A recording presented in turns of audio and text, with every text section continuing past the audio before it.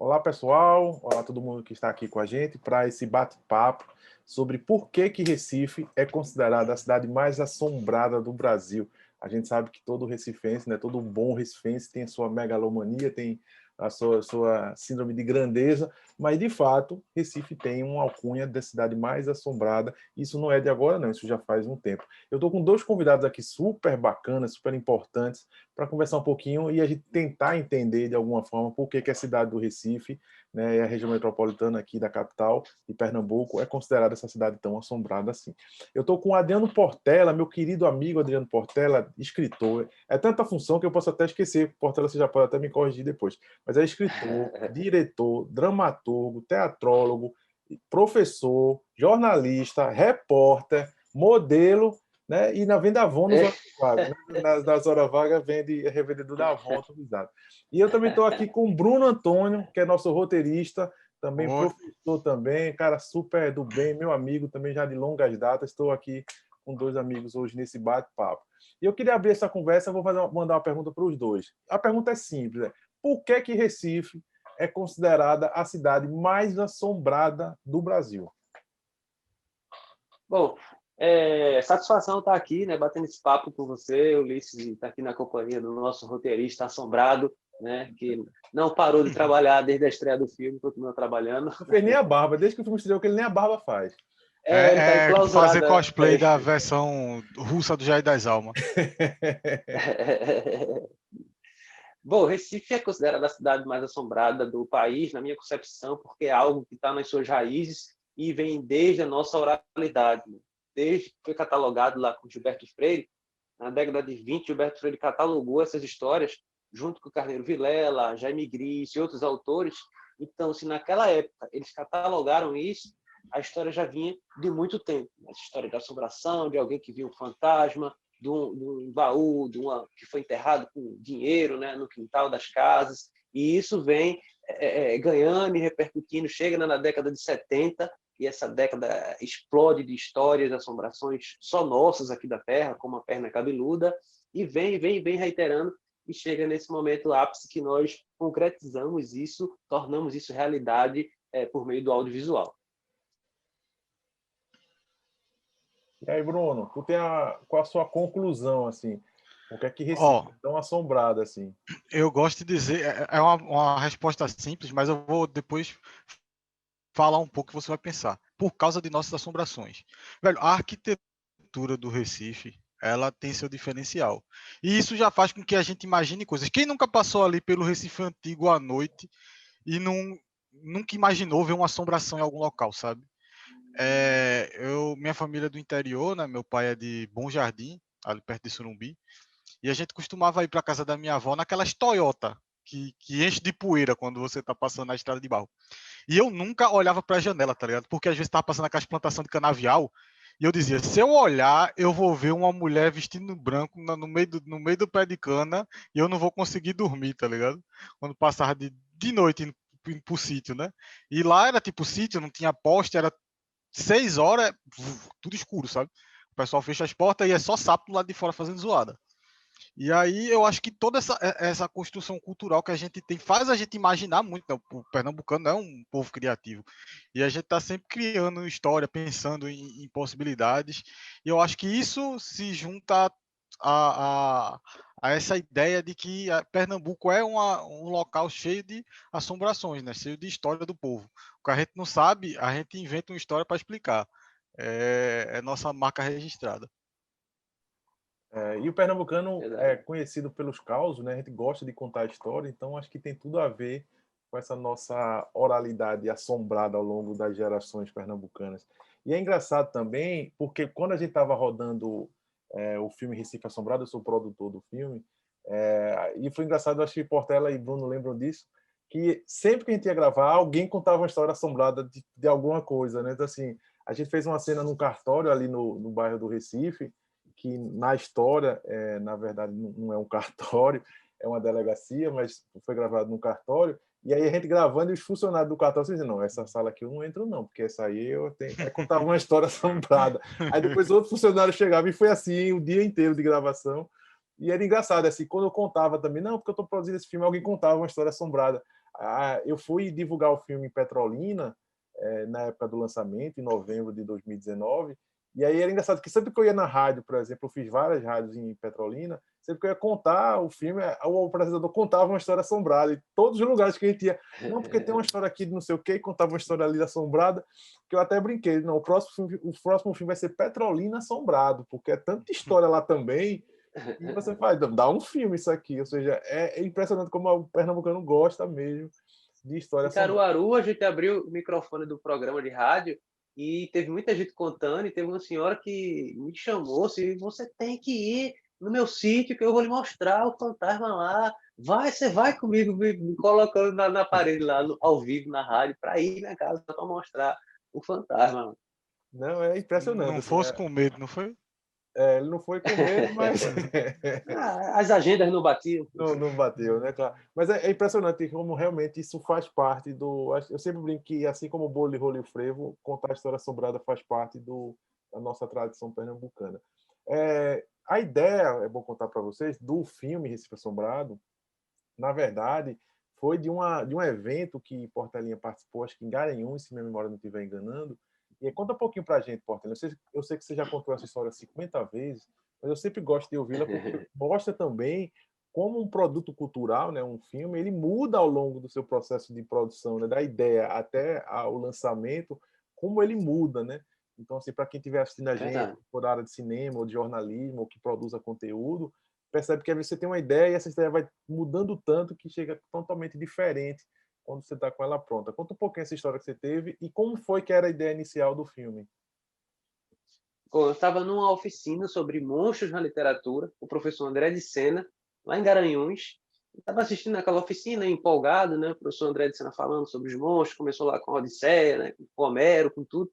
E, de repente, eu fiquei pensando, lembrei do livro de Gilberto Freire e pensei, por que não catalogar isso, documentar isso em forma de audiovisual, fazer o que o Gilberto Freire fez no livro, né? Gilberto Freire imortaliza as nossas assombrações quando ele conta essas histórias e publica o livro Assombrações do Recife Velho. E pensei, tem muito curta, muito documentário, muita ficção que conta essas histórias, mas não tem um produto maior, um longa-metragem que a gente aborde e catalogue isso daí. Eu pensei, poxa, isso daria um excelente documentário. E vim conversando com o professor André de Sena, de Garanhuns até o Recife, levei uma colega nossa de carona, acho que ela não aguentava mais aquela conversa, que ela estava calada a conversa toda. Paramos na coxinha, conversamos sobre assombração, chegamos no Recife, né? Então eu pensei, preciso juntar um time de mal assombrados. Eu pensei em Roberto Beltrão e André Balai, que são do site o recifeassombrado.com, que vai fazer 21 anos em agosto, agora o site, e fui até o meu colega Ulisses Brandão, que está aqui com a gente, né, que trabalhamos juntos na TV Jornal, né, fizemos muita matéria de crime, a assombração já vinha perseguindo por ali. Apresentei a proposta para Ulisses e Ulisses adorou a ideia, assim, disse, não, vou comprar o projeto, né? Comprar é uma forma metafórica que a gente Até fala, porque para eu quem queria estiver nos dizer agora, assistindo. é comprar no sentido mais metafórico, né? Porque Comprar a ideia, comprou a ideia, transformamos no documentário, um roteiro, um argumento para documentário, e inscrevemos no edital da Prodecine 1, da Ancine, que eu acho que nem existe mais nesse edital. Levamos para o Rio de Janeiro. Não existe edital e futuramente, do jeito que está, não vai ter nem assim também. Nem Ancine, verdade. Fomos para o Rio de Janeiro e fomos defender aquilo ali na prática, né? A banca já ficou impressionada com o assunto. Teve um senhor que eu me lembro, como fosse hoje, ele levantou, ele estava lá atrás. Tu lembra, Ulisses? Ele levantou e foi lá para a mesa da frente, ficou escutando assim, e achou interessante. E a gente levou com o nome Cidade Assombrada. Né? E depois o rapaz perguntou, e eu fui até um pouco um agafe que eu cometi, meio indelicado, podia até ter o projeto ter sido reprovado. Por que vocês não colocaram Recife Assombrado? Recife, um nome tão bonito. E eu disse, mas vocês já acham que a gente é bairrista. Se a gente colocasse Recife Assombrado, vocês iam estar na cara que a gente é bairrista. A sorte que ele levou na esportiva, Rio, eles gostaram do projeto, e começou aquela coisa, aquela sementinha, porque não a ficção. Então, na varanda do prédio lá, estávamos eu e Ulisses, e quem mais estava com a gente? Era Alisson Ricardo. Alisson, A gente estava defendendo dois filmes. Um era Recife Assombrado e o outro era Pedrinho Estrela da Sorte e o filme de animação. Aí Alisson foi como diretor do outro filme. Então, na varanda ali do Rio, olhando para os Eu montes lembro. ali, a gente começou, por que não fazer uma ficção? Foi a grande loucura da gente fazer uma ficção Exato. com a grana de documentário. Para quem está assistindo a gente, a grana de documentário é bem inferior a uma grana para ficção. Isso no Nordeste é mais inferior ainda. Mas aí o A filme foi nossa grana aprovado e era a gente... baixa até para um documentário. É, E a gente resolveu fazer uma ficção. verdade. E a gente ali num apartamento com divergências políticas acontecendo dentro do apartamento. A gente era do posicionamento, os dois do apartamento eram em outro e a gente não podia falar nada na janta. Tinha na boca de comida lá para não falar nada. Verdade. E olha que naquela época ainda eram bons tempos, né? Que ainda se conseguia ter debate político, né? Hoje em dia, É, infelizmente, as coisas não dá ficaram de mais. uma forma tão polarizada e tão radical, né? Pô, que é até difícil ter debate. Aí certo, aí tivemos a ideia, era um documentário, depois a gente começou com um docudrama, depois virou só drama mesmo. Inclusive, drama É, nosso da produção para fazer o filme e lançar. E aí lançou, não foi? A gente gravou, na verdade, o filme em novembro de 2017, e 2 anos depois, em novembro de 2019, a gente conseguiu lançar esse filme. E aí, Portelinha, me conta um pouquinho, como é que foi a pré-estreia? Que foi, acho que talvez um dos eventos mais emocionantes que eu particularmente participei. Foi lindo, mas eu queria que tu descrevesse para a gente. Eu vou colocar algumas imagens também desse dia para quem está assistindo a gente. tá. Me conta um pouquinho como é que foi. É, antes de falar da pré-estreia, bem rapidinho, quando a gente virou para ficção, né? A gente convidou André e Roberto para estar com a gente, eles deram ideias de personagens, e depois vocês, né? Você e o Bruno, que está aqui com a gente, tiveram que ralar bastante. Roberto e André trouxeram um vilão para a gente, Jair das Almas. Vocês começaram a trabalhar e dando vida a esse vilão, em forma de roteiro, e na direção e na prática também. E o ator também, o Márcio Fecha, que cresceu, foi um personagem que cresceu literalmente do papel para as telas e foi bem, bem legal. Indo para a pré-estreia, foi de fato um evento muito emocionante, porque eu nunca vi aquele cinema tão cheio, e já fui para várias estreias ali acompanhar, mas até os meninos dos funcionários disseram que acha que era o dia que estava mais cheio ali do cinema, tanto que quando eu fui chamado lá na frente para falar o microfone, que eu olhei para frente, aquele mar de gente embaixo, aquela multidão em cima, aquele povo todo gritando, todos os veículos de televisão lá. Então, realmente, a cidade parou, assim, teve fila batendo na Boa Vista, né? Assim, foi uma sensação hollywoodiana em terras recifenses. Então, foi muito emocionante ver as nossas assombrações passando ali, ver o público se identificando com o filme. Claro, foi um filme que a gente tem coisas a ajustar, como todos os cineastas, os produtores têm sempre uma coisa a ajustar no seu próximo filme, mas foi um filme que o público se identificou, foi aplaudido no final. Várias apresentações no Cinema São Luís que eu acompanhei, várias exibições, quase todas tinham aplausos no final. E aquela pré-estreia foi um momento único assim para a gente, para que trabalhou arduamente no filme, viu a dificuldade e conseguiu chegar ali. E foi muito bacana porque a pré-estreia, a gente fez pré-venda, não foi? Lembra? Porque e praticamente já lotou na pré-venda, assim, no dia mesmo a gente não conseguia, mal tinha pouquíssimos ingressos para se comprar no dia e teve gente que não conseguiu entrar, realmente porque estava completamente lotado. Eu mesmo vi o filme lá da sala de projeção, porque não tinha muito como ficar, eu disse, não, vou ficar por aqui mesmo, que aqui eu já acompanho, mas foi Da realmente cacunda do produtor, do projetor lá para poder pô, assistir. eu peguei a cadeira porque do lado dele e a gente assistiu junto lá em cima. Mas é bacana. E aí, Bruno, me conta uma coisa. Você já tinha uma carreira consolidada na animação, né? Você estudou cinema de animação na ESA, é formado lá. Você já trabalhou em algumas séries de animação, como Além da Lenda, Perdi uma Estrela da Sorte. Você também escreveu o roteiro do longa de Além da Lenda, que em breve chega nos cinemas. E aí, de repente, chega no teu colo uma ideia lá, um argumento maluco de fazer um filme de terror, né? De suspense. Como é que foi tua reação, assim? Porque a gente sabe que, poxa, você está escrevendo para um público, né? Uma técnica diferente, mas também para um público diferente. Você está falando para crianças, ali, adolescentes, e de repente tu tem um filme na tua mão que tu vai falar para o público adulto, jovem. Como é que foi virar essa chave? Como é que foi pensar um produto que fala para um outro público, com a outra pegada, que os personagens vão morrer no filme? Como é que foi isso? As primeiras foi uma mistura de ansiedade, né? Que dá um pouquinho assim de insegurança. Você fica, eita, danou-se, sabe? Eu e o Pablo, que foi o nosso dublê e nosso storyboarder, a gente já tinha um projeto que a gente escrevia histórias de terror, a gente dramatizava com alguns atores, inclusive Marcelo Trigo, né, nosso professor de dublagem, e a gente lançava no YouTube. Porque a gente sempre gostou muito de ver filme de terror, principalmente filme de terror, aqueles filmes de terror que passavam no SBT ali, sabe? Sessão da tarde, não, cinema em casa. Eu sempre estudei de manhã, então eu assistia muito, eu gostava muito desses filmes, sabe? A Bolha, é, como é, Demoniac Toys, Puppet Master, enfim. E aí eu, caramba, velho, é agora, né? Eu vou realizar um sonho, vou trabalhar num filme de terror, sabe? Eu sempre sonhei em trabalhar como roteirista, então agora aqui é minha hora. Então, tipo, eu não consegui dormir, sabe? Acho que na semana, assim, ou eu tava pensando no filme, ou eu tava esperando que alguém falasse alguma coisa pra gente falar do filme, tá ligado? E foi muito bom, assim, velho. É, Muito bom eu, mesmo, assim. eu também falando de nervosismo, eu fazer aqui um depoimento. Eu sofri muito naquele mês de novembro ali, tanto de 2017 quanto no mês do ano de 2019 também. E novembro, só uma curiosidade, é o mês de aniversário meu e de Adriano Portela, né? A gente faz aniversário ali muito próximo. Mas foi 2 meses assim complexos, porque primeiro a responsabilidade de gravar o filme, né?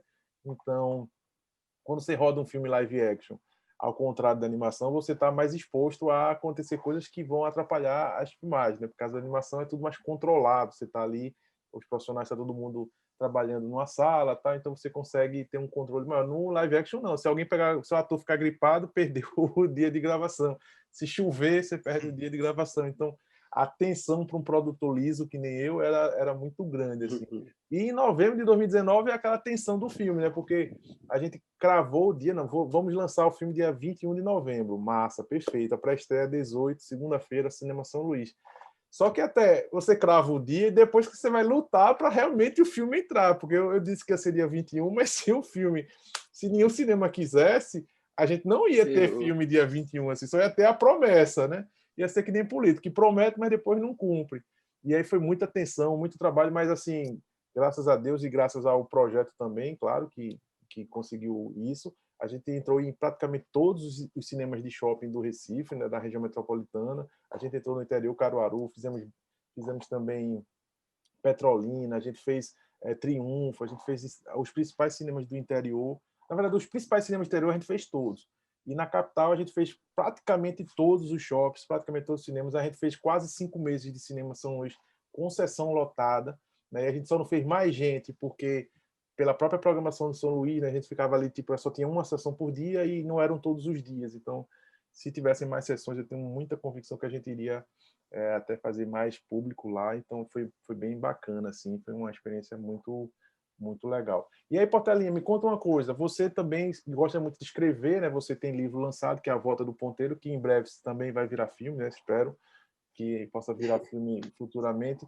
Você, como é que tua experiência de escrever, assim, quando você está escrevendo um roteiro para um filme, com a experiência que você está para escrever um livro, por exemplo, e também essa adaptação, né? Como é que você passa a história que você pensou num livro para depois virar um filme, assim? Tá, massa. Só complementando uma coisinha, Bruno falou que você teve um sonho de trabalhar com ser roteirista, né? E de um filme de terror, principalmente, realizou isso também. E está realizando ainda. Eu também sempre tive um sonho de ter uma ideia boa que virasse um grande projeto e talvez virasse uma coisa. E graças a Deus tive essa ideia e melhor ainda que ela está sendo feita por profissionais e por amigos, né? Porque a gente tem uma relação de extrema confiança, né? De direção, de produção executiva e toda a equipe técnica, Bruno que é da parte do roteiro, e toda a galera que trabalha, porque a gente está no mesmo barco, né? Sem competições, sem egos inflados. Isso é muito importante para quem está começando, para quem já é veterano também, trabalhar com uma equipe que confia de amigos que são trabalhadores desta área, né? Precisa ser amigo e competente nessa área para poder desenvolver. E eu fiquei muito feliz, porque muita gente dizia, o que teve gente, inclusive cineastas, escritores e várias pessoas que diziam para mim, pô, cara, tenho inveja que tu tivesse essa ideia, eu não tive. Ou então, eu já pensei nisso, mas nunca concretizei. Eu talvez já passou na minha mente, mas nunca. Muita gente falou isso. Eu queria ter tido essa ideia do Recife Assombrado. Então, a ideia veio e calhou estar aqui com a gente, né, na Vilcine, realizando isso daí. Em relação ao processo de escrita, meu processo de escrita ele é muito visual. Né? Quando estou escrevendo, por exemplo, escrevi A Última Volta do Ponteiro, e quando eu escrevi, eu já visualizava aqueles personagens. E eu escrevi o romance basicamente como se trabalha para a escrita de um roteiro, né? Eu fiz um argumento do livro, né? Tracei o perfil de cada personagem, perfil físico, perfil psicológico, fiz uma linha do tempo, né? Coloquei uns quadradinhos assim, feito Sid Field faz, umas fichas de personagem, umas fichas de história. Tem um monte de páginas, tem quase um livro de pesquisa e trabalho do roteiro. Então já ficou um roteiro muito visual, muito mais fácil de se eu for adaptar para um roteiro de ter ele em mente lá. Tanto que ele foi adaptado também para o teatro, né? Teve uns cortes, umas mudanças bem radicais, mas aconteceu para o teatro. Então hoje a minha escrita é muito visual. Eu tento trabalhar a pegada tanto do romance como do roteiro nessa questão imagética, né? Trabalho o romance, mas a preparação para esse romance é como se fosse uma preparação para a escrita de um roteiro, né? Com todo aquele procedimento que os teóricos do roteiro ensinam, que eu junto com os teóricos do romance e trabalho ali no meu romance. E é bacana porque também você está coordenando, né, uma pós. É uma pós muito interessante, porque ela traz o professor Luiz Antônio de Assis Brasil, que é um escritor e foi o primeiro professor de oficina literária no Brasil, em 1985. E ele é professor de vários autores, entre eles o Daniel Galera, do romance Parra Ensopada de Sangue. E tem também alguns professores daqui, tem o Lorival Holanda, que é um grande professor da Universidade Federal, um escritor. Eu também dou aula lá de literatura e outras artes, flerto a literatura, justamente a literatura com o cinema, né? Então é uma pós bem bacana lá, é uma parceria entre a Católica e a PUC do Rio Grande do Sul. Pô, muito massa, velho. Muito, muito bom, velho. E tem novidades, né, Portalinha? Assim, o que é que a gente pode adiantar, né? Já que as pessoas tiveram uma boa inveja sua em relação a você ter tido a ideia e o projeto executado, e o projeto não se esgota no primeiro filme, né? Isso, já teve um livro lançado, depois eu vou até falar com o Bruno sobre o livro, mas também tem novidades em relação ao filme, né? Como é que tu pode contar pra gente de novidades de Recife Assombrado, desse universo que Gilberto Freire assim, formatou e que hoje já está até nos cinemas? Tem várias novidades. A primeira, para quem não sabe, é que desde que terminou o filme que a gente trabalha, né? O Ulisses, que é produtor executivo, trabalhando ainda mais que todo mundo, que é fazendo os contatos gerais aí para o filme andar. E todos nós trabalhando em relação a pensamentos e arquitetando coisas para que essa história continue, né? Hoje a gente não tem o dinheiro que Hollywood tem, mas a gente tem um pensamento e uma vontade hollywoodiana de transformar esse filme numa franquia, né? Por exemplo, a gente faz uma coisa que acontece lá fora, que é um produto de um filme, tem uma equipe com várias funções trabalhando, assim, tem um produtor executivo, tem os roteiristas, tem o diretor, tem as outras funções e todo mundo trabalha, não é aquele filme, uma pessoa faz tudo e a coisa foi andar. Então a gente tem várias novidades. Uma novidade que todo mundo me perguntava onde é que poderia assistir o filme novamente, e o filme hoje ele faz parte do quadro do Canal Brasil, né? Tá para aluguel aí no Vivo Play e na plataforma Now. Em breve vai estar na programação oficial do Canal Brasil. E a segunda novidade, que acho que as pessoas vão vibrar mais ainda, é que estamos trabalhando, né, semanalmente na possibilidade do filme 2, né, do argumento de uma continuação aí do Recife Assombrado. Então, toda terça de tarde estamos reunidos aí, eu, Bruno, George, Gustavo e Ulisses, pensando aí nessas possibilidades, no argumento para um Recife Assombrado 2, se Deus quiser. É importante dizer que estamos reunidos, mas remotamente, porque a gente segue as recomendações do sanitárias da saúde pública, então a saudade é grande de estarmos todos juntos, como foi no primeiro filme, né, que a gente estava sempre muito junto, mas por enquanto não dá, então a distância também pela plataforma Zoom, a gente está sempre se reunindo, e isso é muito bacana sempre. Bruno, a gente já está caminhando já para o final, mas eu quero fazer algumas perguntas ainda para vocês. Bruno, fala um pouquinho dessas novidades. Assim, Portalinha já adiantou que vai ter o filme 2, você como roteirista deve estar sabendo alguma novidade. Assim. O que é que você pode nos contar do filme 2, sem gerar spoiler, sem que Portalinha fique com raiva, sem que eu tenha que editar depois? Mas levar uns carão aí. O que é que você pode adiantar aqui para a gente então, do que a gente vai ver no filme 2? Eu vou primeiro falar não de um filme 2, mas de uma expansão do universo Recife Assombrado que a gente desenvolveu e que, para quem quiser, por enquanto, ir matando a secura do Recife Assombrado, que é aqui, ó. O nosso livro, Recife Assombrado, onde a gente expande o universo, né? Ele tem algumas ilustrações aqui que eu acho incríveis. Deixa eu achar aqui, ó.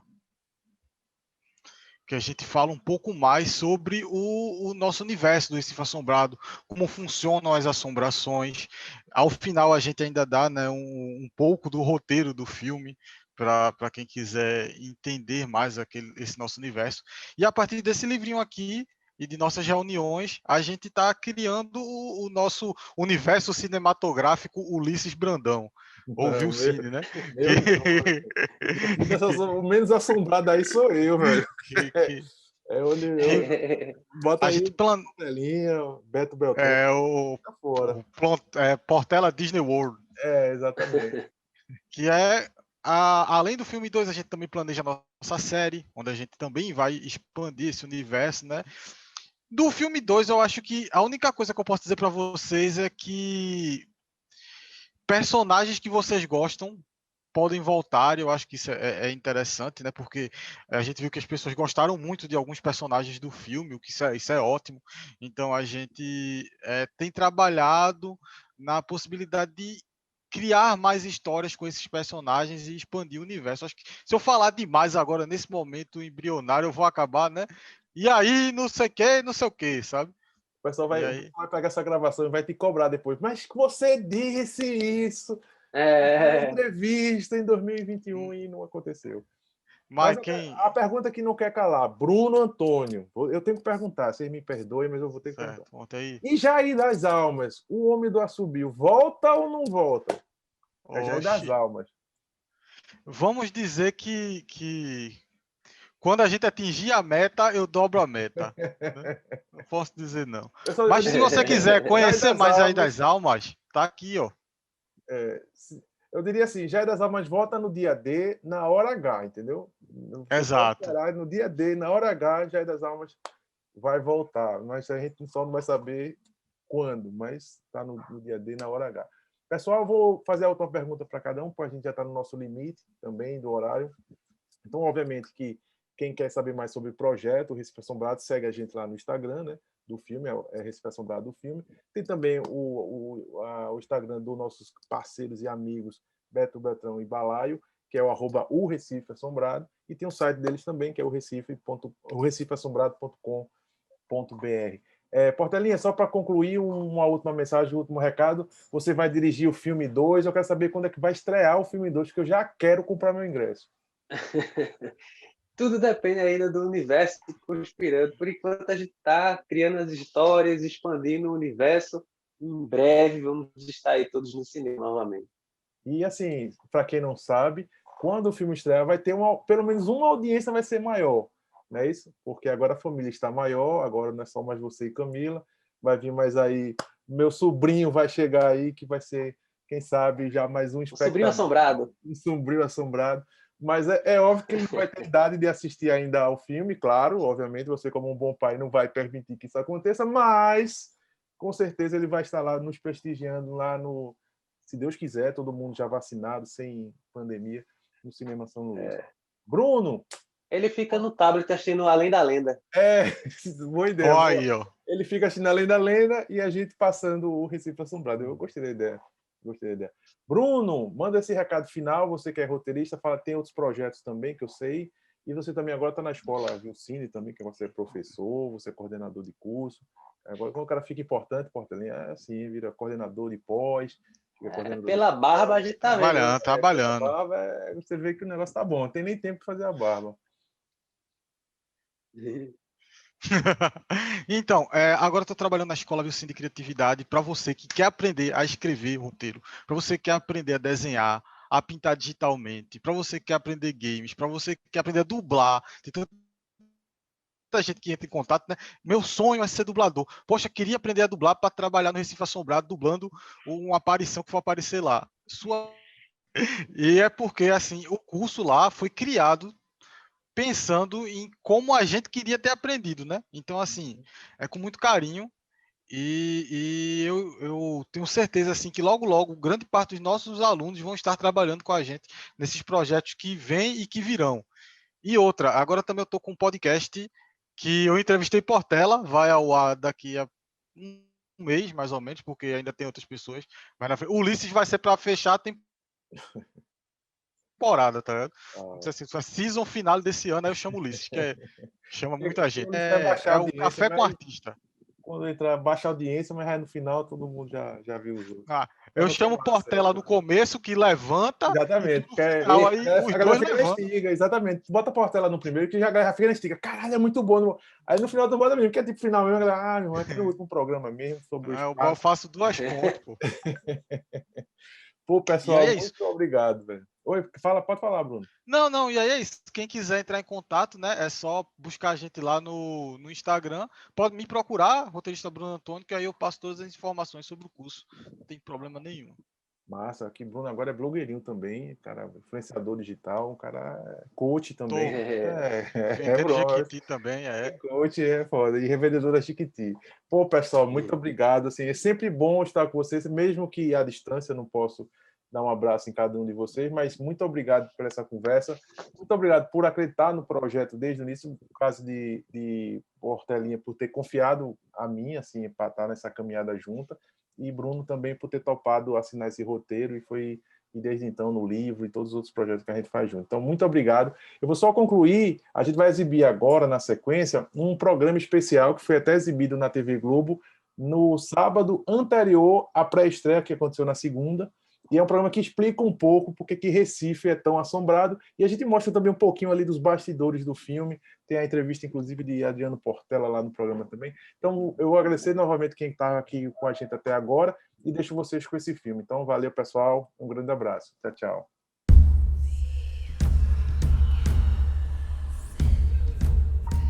O Recife não tem motivos para envergonhar-se do que, no seu passado, se apresenta tocado de sugestões sobrenaturais. Grande parte delas terá sido simples crendice, superstição, histeria até.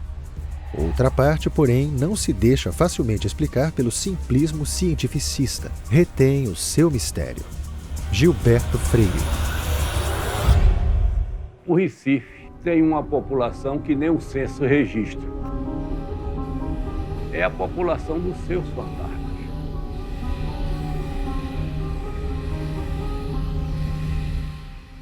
Hoje, menos, porque Câmara Cascudo diz que quando surgiu a energia elétrica, desapareceram os fantasmas. Mas mesmo assim o Recife continuou vendo fantasma à luz do dia. O Recife é considerado a capital das assombrações exatamente pela presença maciça de engenhos, não só no Pernambuco, mas na cidade.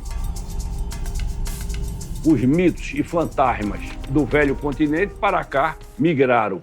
Depois tem toda a presença africana. E como se não bastasse, tem a presença do culto índio.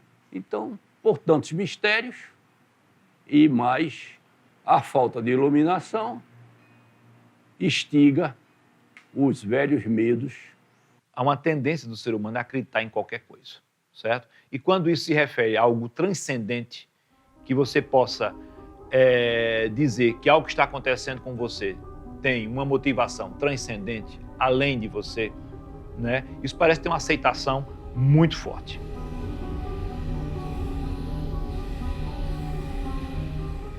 Na minha infância, né, quando se queria que a criança não saísse à rua, não desobedecesse os pais, você dizia que tinha o Papa Figo.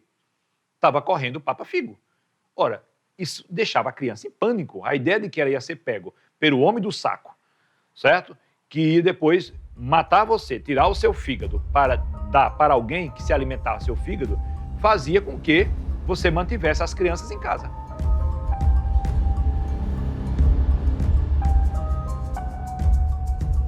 O rio Capibaribe, de certa forma, ajudou nisso. Então, não é só uma cidade litorânea, aqueles bairros. Então, existem muitas assombrações que estão associadas ao rio, aos rios do Capibaribe e Beberibe, mas principalmente ao Capibaribe, né, associados às pontes. As histórias de assombrações que permeiam a sociedade pernambucana por séculos despertaram o interesse de Gilberto Freire. O sociólogo, autor do clássico Casa Grande e Senzala, resolveu escrever um livro sobre o tema. Gilberto Freire ele trata das lendas brasileiras, das assombrações, em vários livros, mas tem um livro em particular chamado Assombrações do Recife Velho, publicado nos anos 50, que é provavelmente o livro mais importante sobre o tema no Brasil, pelo menos. Primeira vez realmente no Brasil, certo? Que alguém registra casos de fantasmas, de assombrações, né? Em livro. Como a obra do Dr. Gilberto é muito baseada em casas grandes da época de engenhos, e começou isso tudo por aí. O desenrolar da vida, do cotidiano na Casa Grande, trouxe muito a presença do escravo, com as suas histórias, com a sua sabedoria, não é? Com as suas saudades, os seus banzos. E por que esse interesse de Gilberto Freire? Essa é a grande pergunta. Por que ele vai fazer esse registro? Por que outras pessoas não fizeram? Porque para Gilberto Freire, na sua visão materialista de sociedade, e a obra de Gilberto Freire é uma obra fortemente materialista, ele trata de coisas materiais, é do brinco, é da roupa, é da comida, tudo isso tem que ser material, certo? Ele percebe que os fantasmas são encarados pelas pessoas de maneira material, certo? Esses fantasmas se materializam em coisas, as pessoas veem. Gilberto Freire viveu muitos anos nesta casa, onde hoje funciona a sede da fundação que leva seu nome. Por aqui é comum se ver ou ouvir situações estranhas, ou diria, assombradas. E o Gilberto Freire acreditava em assombrações? Ele acreditava e acreditava da maneira mais gostosa do mundo, uma maneira não científica, uma maneira de viver a assombração, de tirar proveito dela, de se distrair, de louvar a assombração. E isso ele já passou para todo mundo da casa, não sabe? Nós todos temos essa convivência. Não encaramos a coisa de uma maneira científica chata e perturbadora, nada disso. Na maneira mais alegre e movimentada possível. O Recife é o único lugar que eu conheço do mundo que tem nome de lugar, nome oficial, baseado em histórias de assombração. Então você tem o Encanta-Moça, naquela região ali próximo do Pina, que é baseado numa lenda de uma moça que se encantou, né? Você tem o Açude do Prata, ali próximo de Dois Irmãos, depois do Horto Dois Irmãos, que é baseado numa história também, né, dizem que de Branca Dias, que jogou a prata dela e que o fantasma fica lá aparecendo. Você tem a Praça Chora Menino, que é aquela praça que tem na Boa Vista. Então, o Recife tem essa característica muito singular. Ano passado, eu estava voltando de uma festa aqui, bem perto, na Manuel Borba. Como lá tinha muita gente e a gente não estava conseguindo pedir o Uber, no caso eu e as minhas amigas, então a gente veio andando até essa praça, sentamos aqui no banco e começamos a esperar cada um o seu Uber. Só que no decorrer, minhas amigas acabaram indo embora e eu fiquei sozinha aqui nessa praça. Então, de repente, eu comecei a escutar um choro de uma criança, cada vez foi ficando mais forte, mais forte, mais forte, e eu não conseguia entender de onde estava vindo esse barulho todo. Desesperada, já porque era tarde da noite e porque eu estava ficando com medo. Então, eu fiquei procurando, e me lembrei que nessa praça aqui, antigamente, haviam sido mortas várias crianças e enterradas aqui mesmo, nesse local. Fiquei meio que desesperada, procurando o Uber, vendo onde é que ele estava. Então, quando ele chegou, eu entrei no Uber, fui embora e pode ter certeza que nunca mais eu piso nessa praça. Mas a Praça Chora Menino não é o único local considerado assombrado em Pernambuco.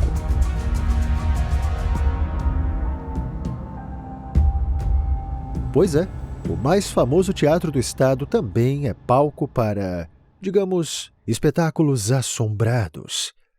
Eu vi diversas vezes o teatro, o pessoal dizendo que o piano tocava sozinho, que existia um homem todo de branco que subia na administração.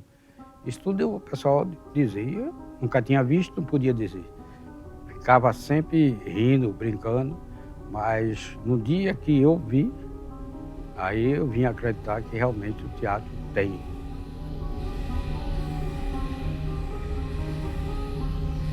Sempre quando tem espetáculo que a gente faz montagem durante a noite, quando é de madrugada a gente fica com sonozinho, né? Aí eu tenho um lugar que eu troco de roupa, e eu fui trocar de roupa e digo, vou dar um cochilozinho, até chegar de manhã. Aí botei o colchonete e me deitei. Peguei no sono quando eu vi aquela coisa mexendo na porta. Eu tranquei de chave, né, na porta e eu fiquei escutando. Oxi, quem que tá mexendo aí? Aí daqui a pouco eu vi uma voz dizer assim, deixa que ele tá dormindo. Eu disse, como é que pode acontecer isso se a porta tá fechada de chave? Aí me levantei, mas já espantado. Quando eu chego na porta, a porta fechada. Mesmo assim, eu desci para falar com o pessoal que estava embaixo, para saber se alguém tinha subido, ia mexer. Ninguém foi lá em cima. Quer dizer, é umas coisas que aparecem que eu creio é o pessoal visitando o teatro, porque muitos funcionários dessa casa já morreram.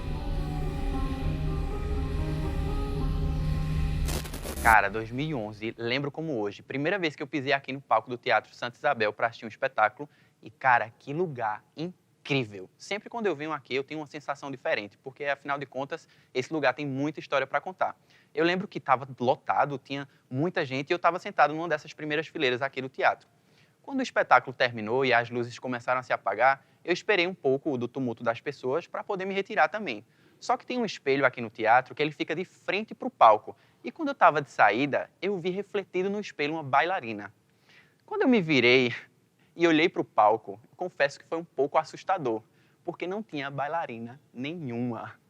E, cara, que medo, porque quando eu vi que não tinha ninguém, aqui, sozinho eu não fico. Apressei o passo e fui embora.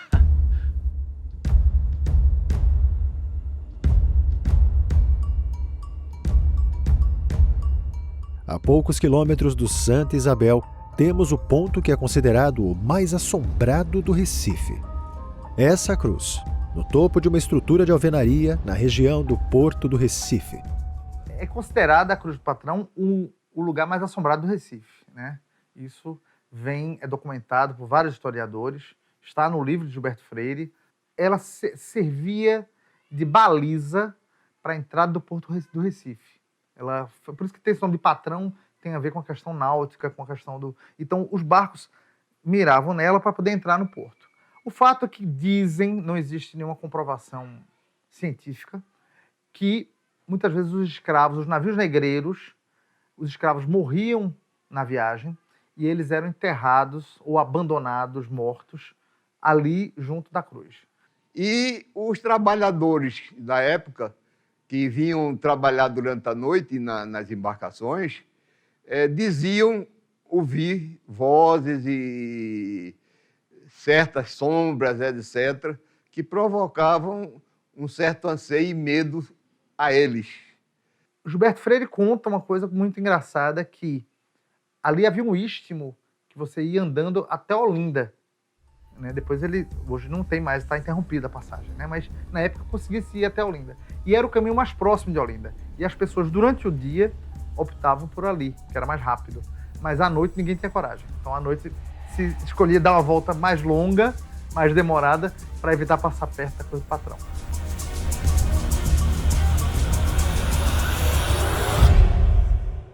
Que tal um passeio por estes corredores do Arquivo Público no centro do Recife? Talvez não seja uma boa ideia à noite, ou se você não tiver sangue frio.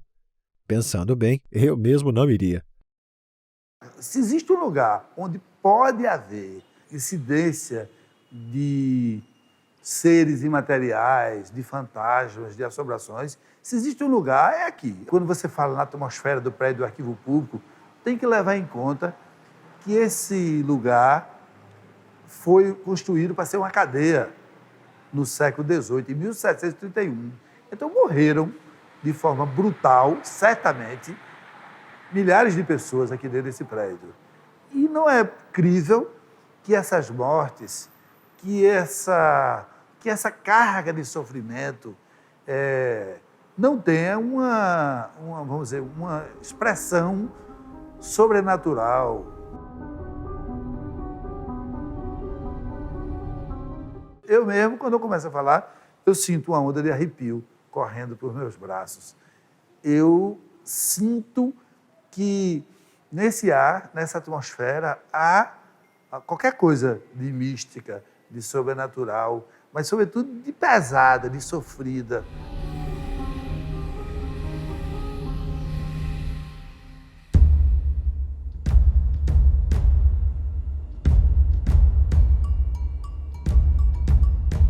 São muitos os relatos aqui em Recife, tanto os casos de fenômenos objetivos, como poltergeist, que estão ligados às pessoas, como casos de locais assombrados, que são fenômenos relacionados a locais. Isso caracteriza mais a assombração. As pessoas vivenciam a captação de imagens, aparições, visualizações de vultos de pessoas, escuta-se passos, tem-se a sensação de estar sendo observado um conjunto de fatores que faz com que determinados ambientes, né, sejam considerados assombrados. E o que poderia fazer com que certos ambientes se tornassem assombrados e outros não? Basicamente, eventos, acontecimentos traumáticos, emocionais muito fortes que acontecem ao longo do tempo nesses locais. De alguma forma, essas emoções, esse sentimento fica impregnado num ambiente, fazendo com que, mais adiante, na presença de determinadas pessoas ditas paranormais, esses fenômenos venham a eclodir. O Forte das Cinco Pontas é um desses locais onde há relatos de fenômenos sobrenaturais. O Forte das Cinco Pontas, no passado, foi um local onde houve sentenças, né, de condenados. Entre eles, por exemplo, o nosso Frei Caneca. Os condenados iam em direção ao martírio, passando por um forte estado emocional, não só ao ser conduzido, mas durante toda a espera para chegar-se ao suplício. E essa condição de forte emoção, né, faz com que esse local seja um local propício ao aparecimento de casos de assombração. Um grupo de pesquisadores resolveu estudar os fenômenos que acontecem por aqui. No dia 8 para o dia 9 de outubro do ano de 2016, uma equipe do Instituto Pernambucano, o IPPP, constituída por 8 membros, aqui estiveram e formou, então, duas equipes que giravam em sentidos opostos, em várias rondas. O que foi que nós encontramos, né? Houve várias vozes com destaque para duas vozes importantes. Aqui no túnel de fuga, que é o local por onde as pessoas, os condenados, eram levados para o martírio, havia uma câmera e com um aparelho de gravação de voz que estava conectado com a base. De umas em torno de 2 a 3 da madrugada, ouvi um grito vindo exatamente do túnel de fuga.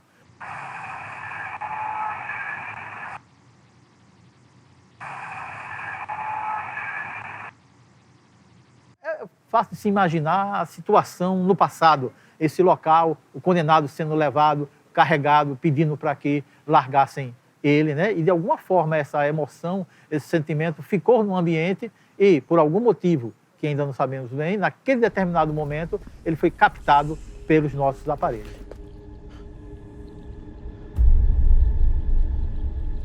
E no próximo bloco, as histórias assombradas vão ganhar as telas do cinema.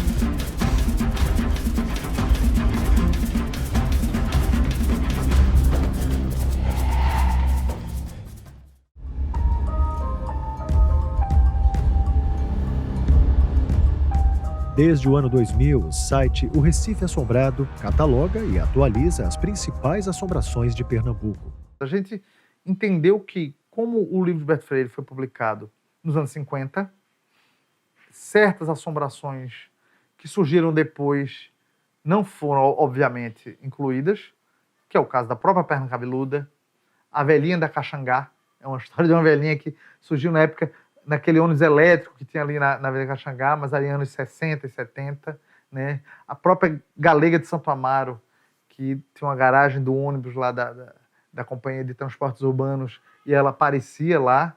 Então, assim, a gente começou a recuperar histórias posteriores a Gilberto Freire. Depois disso, começamos a publicar livros, né? Contos, causos, histórias de ficção que nós criamos a partir dessas lendas. Começamos a fazer quadrinhos, eu sou roteirista de quadrinhos, peças de teatro, um grupo de teatral se associou a nós e passou a adaptar as histórias para o teatro. passeios pela cidade. A gente escreveu o roteiro para passeio, um passeio de catamarã, já bastante conhecido na cidade, que tem atores e é muito legal. Fomos nós que fizemos o roteiro, né, todo o percurso com as lendas. E agora, o filme, do qual, digo nós, principalmente eu e Roberto, que é o meu sócio do site, fomos corroteiristas desse filme Recife Assombrado.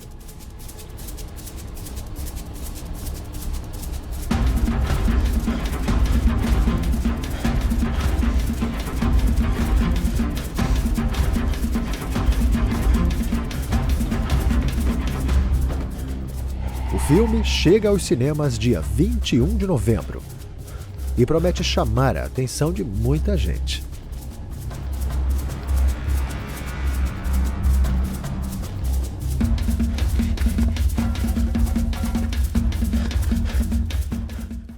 Esse filme, Recife Assombrado, ele é um filme de todos os pernambucanos, na minha concepção. Todo mundo tem uma história de assombração para contar, ou todo mundo já viu alguém contando uma história de assombração. Seja lá da época dos seus avós, seja da época mais contemporânea, mas todo mundo vive esse universo. Então esse filme dialoga com a cidade, esse filme dialoga com Pernambuco e dialoga com o Brasil, de um modo geral, porque ele mostra a Recife como a capital mais mal assombrada do país. Então todo mundo que for ver esse filme vai sentir um pouco da sua história, vai viver um pouco da sua história, vai lembrar do seu passado, vai lembrar das histórias que já escutou. Então tem um pouquinho de cada pernambucano, de cada recifense, quiçá de cada brasileiro nesse filme, que é um recorte, que chama a atenção, que todo mundo precisa ir assistir, se sentir confortável, se sentir bem no cinema e sair com o seu filme guardado para divulgar para outras pessoas. Então é um filme de cada um, é um filme de cada pernambucano.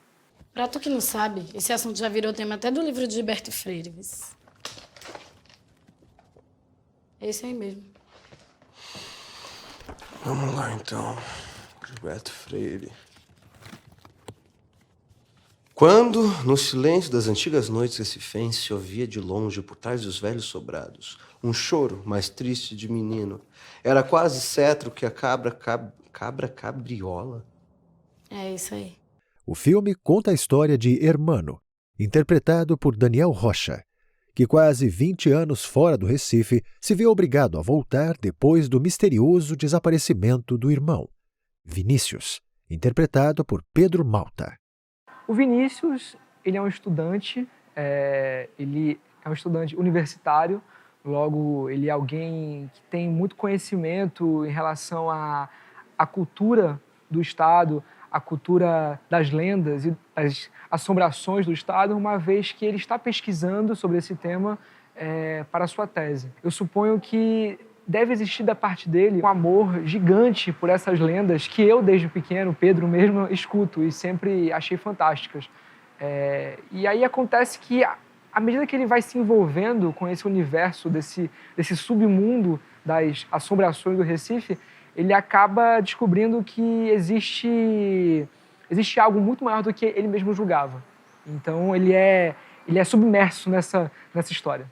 Cada curva do Capibaribe guarda uma história de morte e de sofrimento. Aqueles sem matéria vagueiam por aqui, querem falar. E aos poucos, Vinícius aprendeu a escutar esse povo do além.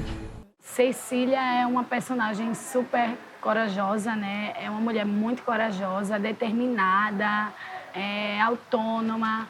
Eu acho ela muito inteligente, né? Tá sempre lendo, sempre correndo atrás das suas vontades, assim. Tá sempre lutando. E é uma personagem muito forte, porque se você olhar de cara, assim, parece ser uma pessoa mais simples, assim, como é que eu posso dizer? Mas eu acho ela muito misteriosa e eu acho até que ela sabe mais do que parece, sabe? Eu acho ela bem forte, bem determinada. Não sei o que a gente faz. Acho que a gente vai ter que procurar sozinho mesmo. O problema é não sei por onde começar. Mas eu sei. Vamos comigo. Porque essa obra dialoga com os mitos e lendas que já existem na cidade, né? Então é uma relação de muito respeito e de muita admiração pelo efeito que ela causa na própria sociedade, né? E essas histórias, algumas delas, passou pela minha infância, né? Então, eu morava no conjunto residencial, que era composto por 9 prédios, que era o conjunto residencial Parque Primavera. E ao redor desse condomínio era só mangue. Então, só mato. Então, as histórias de Comadre Florzinha, que a gente jogava uma pedra e que a pedra não chegava até lá e que ela voltava porque era Comadre Florzinha que voltava. E no outro dia você tinha que deixar um prato de aveia lá. Então, tinha todo esse passado, a importância que esse passado tem para a minha vida. E receber esse roteiro sabendo que o elenco, a maior parte dele, eram compostos por pessoas que estavam trabalhando aqui na cidade, pessoas, parceiros, que estavam produzindo suas obras, que vinham de obras de audiovisual, de renome nacional. Então, eu me encantei pelo projeto. Nossa, vocês com um apartamento chique, em Boa Viagem, na orla, na beira-mar. Ostentação. O Vini nunca ligou pra essas coisas. Teu né? pai Ele ficou sempre... podre de rico, irmão. Ela é amiga de todo mundo, né? No filme, ela é neutra. Ela é uma personagem dócil, tranquila. Ela é amiga, ela é conselheira. Eu também sou um pouco assim na minha vida. Mas eu acho interessante que ela sempre deixa um quê de curiosidade. A personagem Vanessa no filme, ela não entrega o jogo, ela não mostra para que veio. Ela sempre deixa aquela curiosidadezinha ali, e isso vai trazendo um mistério muito legal, e o público vai, aos poucos, querendo entender. Mas quem é essa menina? O que é que ela está fazendo aí e tal? E até que acontece, né, o que vai acontecer, que eu não vou falar, porque vocês têm que assistir.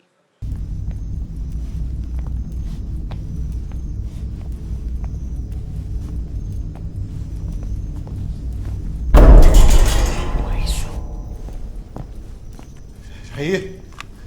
Você não me quer? Hã? Tô aqui, cadê você?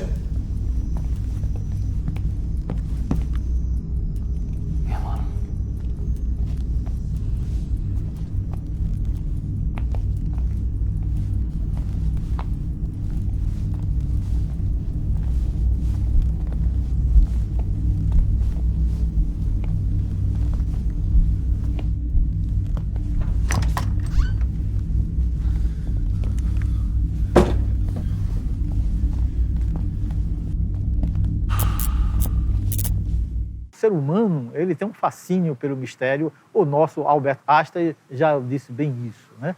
E acreditamos que esse fascínio pelo mistério é que faz buscarmos compreender o surgimento de determinados fenômenos.